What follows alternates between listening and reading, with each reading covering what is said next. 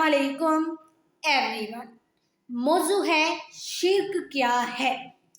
शिर्क कबीरा गुनाहों में सबसे बड़ा गुनाह है। शिर्क ईमान की जिद है। जैसे अंधेरा उजाला रात दिन एक जगह जमा नहीं हो सकते, ऐसे ही शिर्क और ईमान इस्लाम की छतरी के नीचे हरगिज जमा नहीं हो सकते।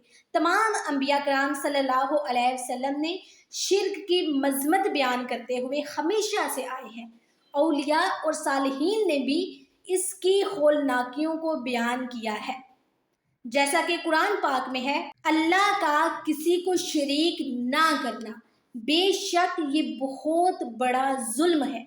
देखें, शिर्क ऐसी बीमारी है कि जो बंदे पर जन्नत के दरवाजे हमेशा के लिए बंद कर देती है और दोज़ख को दायमी ठिकाना बना देती है। जैसा कि अल्लाह पाक ने अरशाद फरमाया है, तर्जमा, बेशक जो अल्लाह का शरीक ठहराए तो अल्लाह ने उस पर जन्नत हराम कर दी है और उसका ठिकाना दोज़ख है और जालिमों का कोई भी मददगार नहीं।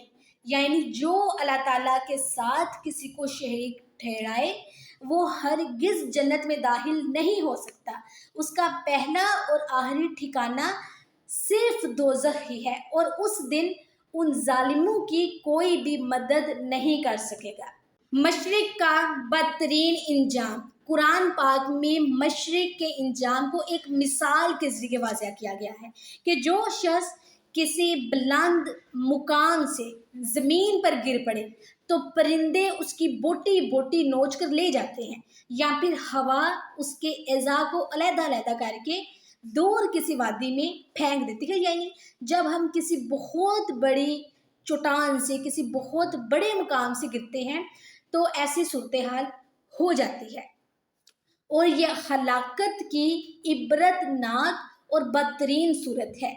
इसी तरह जो शख्स, जो इंसान ईमान के बाद शिर्क करता है, इस पॉइंट को ज़रा गौर से सुने कि जो इंसान ईमान के बाद शिर्क करता है तो वो ईमान की बुलंदी से कुफर की वादी में गिर पड़ता है, फिर बोटी बोटी ले जाने वाले परिंदे की तरह नफसानी हवाइशों यानी नफसानी हवाइशात की फिक्रों में वो रहता है, या फिर हवा की तरह आने वाले शैतानी वसवसे उसे गुमराही की वादी में फेंक देते हैं। इसी तरह मुशरिक अपने आप को बदतरीन हलाकत में डाल देता है। इसी तरह कुरान पाक में है, तर्जमा, और जो अल्लाह का शरीक करे वो गोया गिरा आसमान से कि परिंदे उसे उचक ले जाते हैं या हवा उसे किसी दूर जगह फेंक देती है। हमारे प्यारे नबी सल्लल्लाहु अलैहि वसल्लम ने हज़रत माज़ बिन रज़ी अल्लाह ताला अन्हु को यूँ नसीहत फरमाई, यानी अल्लाह के साथ किसी को शरीक ना ठहरा, अगर चे कि तुम्हें कत्ल ही कर दिया जाए या फिर तुम्हें जला ही क्यों ना दिया जाए, लेकिन अल्लाह ताला के सिवा किसी को शरीक हरगिज ना ठहराना। अल्लाह पाक से शिर्क, इसका मायने ये होता है कि उसने किसी और को अल्लाह पाक के मुल्क में शरीक बना दिया, हालांकि अल्लाह ताला उससे बुलंद और बरतर है। शिर्क के मायने ये है कि अल्लाह पाक के रब होने में किसी को शरीक ठहराए, हालांकि अल्लाह ताला की ज़ात शरीकों और हमसरों से पाक है, क्योंकि अल्लाह पाक वाहिद है, उसका कोई शरीक नहीं है, ना उसकी कोई नज़ीर है और ना ही कोई मिसल। शिर्क की 3 सूरतों में से किसी एक का पाया जाना ज़रूरी है। यानी नंबर 1, गैर खुदा को, यानी जिसका होना ज़रूरी और ना होना महाल हो, अगरचे इबादत के लायक ना समझे, ये शिर्क है। नंबर 2, गैर खुदा को इबादत का मुस्तहिक समझना, अगरचे वाजिब अल वजूद होने का अकीदा ना रखे।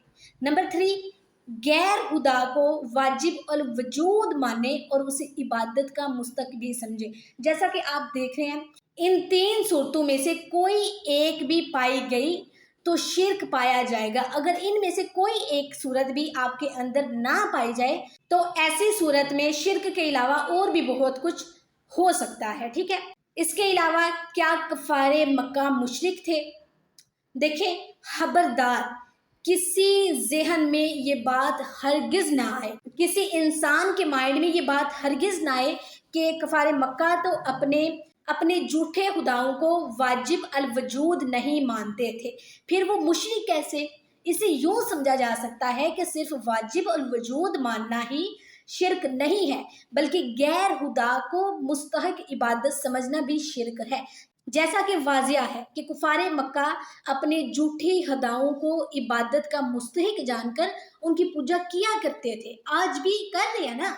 देखते हैं हम, जैसा कि कुरान पाक में है तर्जमा, और अल्लाह के सिवा ऐसी चीज़ को पूजते हैं जो उनका ना कुछ नुकसान कर सकती है और बदले में उन्हें कोई फ़ायदा भी नहीं दे सकती, यानी ना ही नुकसान कर सकती है और ना ही कोई बला दे सकती है कि ये अल्लाह के यहाँ हमारी सिफारशी है। ठीक है, मशरकीन बुतों की इबादत भी करते थे और उन्हें अल्लाह पाक की बारगाह में अपना शफी भी मानते थे। ठीक है, यानी उनके दो मुजरिम थे, एक ये था कि वो गैर खुदा को मुस्तहिक इबादत समझते थे और दूसरा था कि अल्लाह पाक की बारगाह में उन्हें मुकर्रब समझना, जो कि मुकर्रब हरगिज़ नहीं है। इसलिए बिलाशोबा कुफारे मक्का मुशरिक थे।